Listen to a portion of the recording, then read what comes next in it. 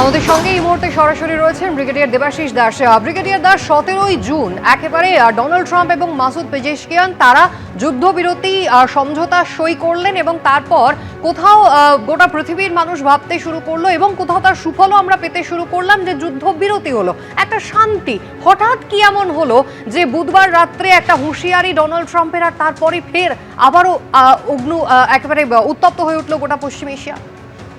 হ্যাঁ, একেবারে যথার্থ বলেছেন আপনি। দেখুন, এই আমরা 3-3.5 মাস মানে ফেব্রুয়ারি 28 তারিখ থেকে প্রায় 16ই জুন অব্দি একটা যুদ্ধ, ভয়াবহ যুদ্ধ দেখার পরে প্রায় মাসখানেকও হয়নি, এখনো 25 দিন মতো হয়েছে, একটু শান্তি পেয়েছিলাম, সবকিছু ঠিকঠাকভাবে চলছিল। সেইখানে আবার এই উন্মাদনা এবং ঘাত প্রতিঘাত শুরু হয়ে গেল।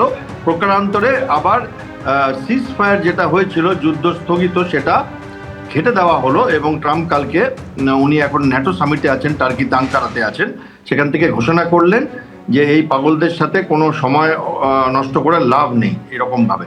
এবার ঘটনাটা ঘটেছে কি, যে যেটা আমরা বুঝতে পারছি যে 3টি বাণিজ্যিক জাহাজ, তার মধ্যে একটি বোধহয় কাতারের, বাকি নাইজেরিয়ার বা এরকম কারো 3টি, ইউএস এরও না, অন্য কোনো দেশেরও না।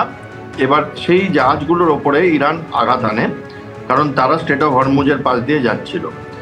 এবার আমেরিকা তাতে স্ট্রাইক করে, এখন প্রত্যাঘাত করে যে এই চুক্তি ভঙ্গ করা হয়েছে বলে, এবং 80টি জায়গায় স্ট্রাইক করেছে যেটুকু শুনতে পাচ্ছি আমেরিকা ইরানের, এবং তার মধ্যে বান্দার আবাস পোর্ট আছে, খার আইল্যান্ড আছে, এবং অনেক ব্রিজ, অনেক ট্রান্সপোর্ট ফেসিলিটি সমস্ত, এবং অনেক ছোট ছোট যুদ্ধ জাহাজ স্ট্রাইক করেছে।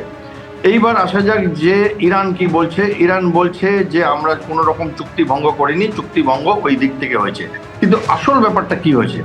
আসল ব্যাপারটা যেটা হয়েছে যে ইরানের যে খামেনির আজকে হচ্ছে অন্তিম দিবস, তার যে ফিউনারেল প্রসেশন চলছিল, যেটাতে সারা বিশ্বের লোকে গেছে এবং আমাদের দেশ থেকেও অনেক গণ্যমান্য ব্যক্তিরা সেখানে গিয়ে পৌঁছেছেন। ইরানের এটা করবার দরকার ছিল, এবং এই প্রসেশনে যখন এক একটা শহর দিয়ে ওনার প্রসেশন যাচ্ছে, তখন প্রায় 100% ইরানের মানুষের দাবি হচ্ছে যে বদলা নেওয়া হবে, ইন্তেকাম নেওয়া হোক। এই অপমান আমাদের দেশের সুপ্রিম লিডারকে যিনি মেরেছেন, সেই দেশের সাথে চুক্তি কেন হবে?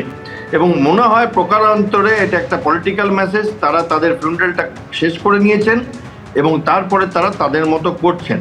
এবং এইখানে আমরা দেখতে পাচ্ছি যে একটি অতি শক্তিশালী দেশ, যার শক্তির কোনো সীমা নেই, সেই দেশটি তার ইচ্ছে শক্তির একটুখানি সীমা আছে, আর অন্য দেশটি অনেক কম শক্তির, কিন্তু তাদের ইচ্ছে শক্তির কোনো সীমা নেই।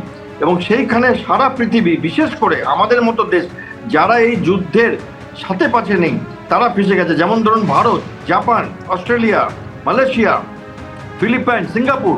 আমাদের এখন ভুগতে হবে, কারণ ইতিমধ্যেই আমরা দেখতে পাচ্ছি যে তেলের দাম 7-8% বেড়ে গেছে, আজকে হয়তো আরো বেড়ে যাবে। গতকাল বেশ কিছু মার্কেট পড়েছে, আজকেও পড়বার আশা করছি।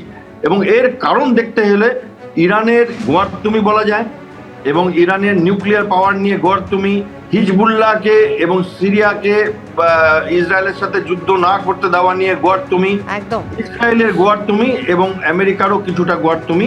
এই পুরোটাতে বাকি বিশ্ব, আমাদের মতো দেশেরা হয়তো আবার একটা অস্থিরতা অনুভব করব, বিশেষ করে অর্থনীতির দিকে একেবারে। এবং সেক্ষেত্রে কোথাও কি ভারতকে মাসুল গুনতে হবে? আমি আপনার কাছে আবারও আসবো, আপনি আমাদের সঙ্গে থাকুন।